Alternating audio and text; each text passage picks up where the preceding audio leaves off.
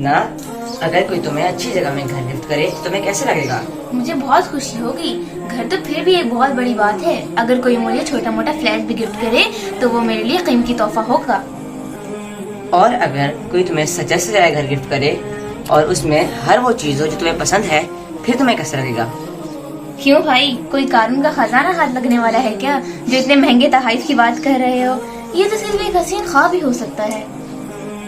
یہ خواب میں نہیں، حقیقت میں تمہاری سوچ سے بڑھ کر تمہیں پراپرٹی مل سکتی ہے. میں بتاتا ہوں وہ کیسے.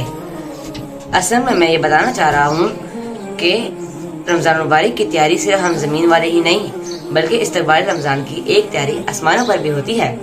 سبحان اللہ، آسمانوں پر؟ وہ کیسے؟ وہ اس طرح کے روزے داروں کے لیے جنت یکم شوال سے ہی سجائی جاتی ہے اور ہر سال شعبان کے آخر تک سجائی جاتی ہے. حدیث سے ہمیں یہ پتہ چلتا ہے کہ جنت کو بخور کی دھونی دی جاتی ہے. عبداللہ بھائی، میں سوچ رہی ہوں جنت تو خود ہی سجی سجائی ہوتی ہے اور اس کو پھر سجایا جاتا ہے اور اس کو سجانے والے بھی فرشتے ہوتے ہیں، تو وہ کتنی پیاری سجتی ہوگی نا. ہاں واقعی کتنی پیاری سجتی ہوگی، ہم تو تصور بھی نہیں کر سکتے. سبحان اللہ.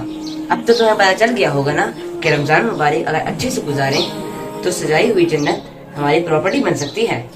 پھر آپ نے کیا سوچا؟ آپ کو بھی سجا سجایا گھر چاہیے کروانا ہے یا نہیں؟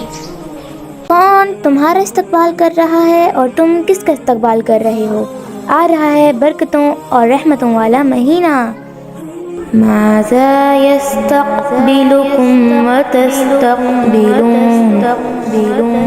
أهلا وسهلا يا رمضان، شهر التوبة والغفران. مرحبا بك رمضان رمضان، اللهم بلغنا رمضان. أهلا وسهلا